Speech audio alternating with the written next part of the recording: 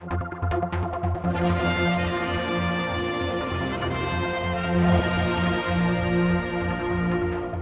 question 4, I call the Honourable Member for Arbory Castletown, Mr Moorhouse. Thank you, Mr Speaker.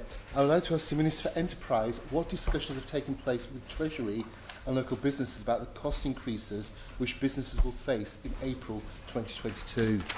Or on the Minister for Enterprise to reply. Thank you, Mr Speaker. We recognise the concerns that businesses have about increasing in costs. Recently, here on our island and around the world, there have been a number of cost pressures due to a combination of underlying causes. These include wage inflation, energy prices, increase in the cost of travel and supplies, and goods and services generally. The Department's agencies are predominantly made up from private sector representatives who are able to reflect and discuss some of these challenges within their own sectors and across the whole Department. We meet regularly with a range of industry groups to talk through the issues and opportunities facing businesses. The Chamber of Commerce in particular meets regularly with the Department to discuss specific issues representing around 500 local businesses.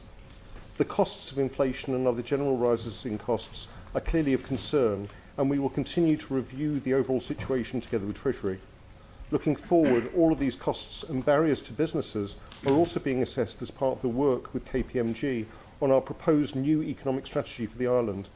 This work will ultimately be considered by the Economic Strategy Board, on which both departments are represented. We will continue to keep the situation on the Isle of Man under review. Thank you. Supplementary question, Mr Moorhouse. Thank you, Mr Speaker, and thank you, Minister.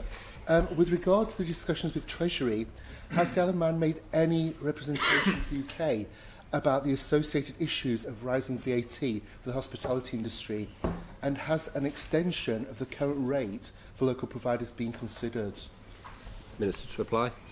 Thank you, Mr Speaker. The Isle of Man Government has entered into a customs and excise agreement with the Government of the United Kingdom, under which it's agreed that the Isle of Man will keep all VAT rates the same as the UK, with certain exceptions. As far as I'm aware, Treasury has not made any approaches to review the current VAT rate outside of the UK position. If the UK makes any formal changes to the rate, the Isle of Man will follow these changes, but we don't have the power to adjust the VAT rate without UK concurrence. Thank you. Supplementary question, Mr Moorhouse. Thank you, Mr Speaker, and thank you, Minister. Hopefully that's something that can be looked at in the coming weeks. With regard to the discussions with the Treasury, have talks been held about reducing national insurance on Ireland to help local businesses and produce an increased advantage over the UK? Thank you. Minister to reply. Thank you, Mr Speaker. Obviously, I won't talk on behalf of the Treasury Minister, but he has made it quite apparent to this House that there is a national insurance review currently being undertaken. Final supplementary, Mr Moorhouse. Thank you, Mr Speaker, and thank you, Minister. A survey from the Chamber yesterday suggested a 13% increase in the minimum wage would have to be passed on to consumers by many local businesses. If the impact of increasing costs cannot be softened, could additional incentives be developed to help local businesses boost their incomes? Thank you. Minister to reply. Thank you very much, Mr Speaker. And I don't want to predispose or predict any particular debate on the minimum wage recommendations, which are coming forward to another place next week.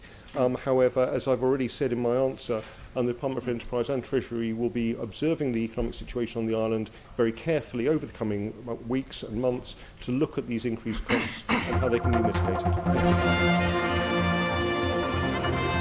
Thank you.